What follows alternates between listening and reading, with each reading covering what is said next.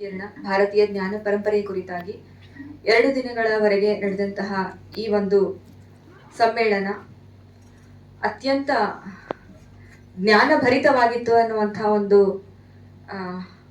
ವಿಚಾರದಿಂದ ನಾನಿಲ್ಲಿ ಕೆಲವೊಂದು ವಿಚಾರಗಳನ್ನು ಇಲ್ಲಿ ಹೇಳ್ತೇನೆ. ಪ್ರಪ್ರಥಮವಾಗಿ ಉದ್ಘಾಟನಾ ಸಮಾರಂಭದಲ್ಲಿ ಕರ್ನಾಟಕ ವಿಶ್ವವಿದ್ಯಾಲಯದ ಮಾನ್ಯ ಕುಲಪತಿಗಳಾಗಿರ್ತಕ್ಕಂತಹ ಪ್ರೊಫೆಸರ್ ಎಂ ಖಾನ್ ಅವರು ತಡವಾಗಿ ಆಗಮಿಸಿದರೂ ಕೂಡ ಅವರ ಆಗಮನವು ಅತ್ಯಂತ ಉತ್ಸಾಹದಾಯಕವಾಗಿತ್ತು ಅಂತ ಹೇಳಲಿಕ್ಕೆ ಇಷ್ಟಪಡ್ತೇನೆ.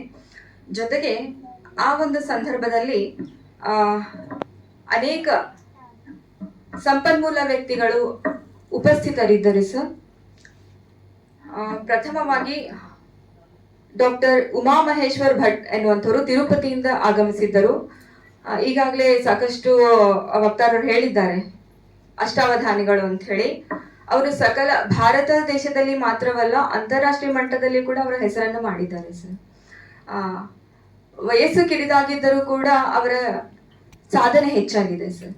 ನಾವು ಇಲ್ಲಿ ವಿದ್ಯೆಗೆ ವಯಸ್ಸಿನ ನಿರ್ಬಂಧವಿಲ್ಲ ಅನ್ನುವಂಥದ್ದು ನಾವು ಗಮನಿಸಬೇಕಾಗತ್ತೆ.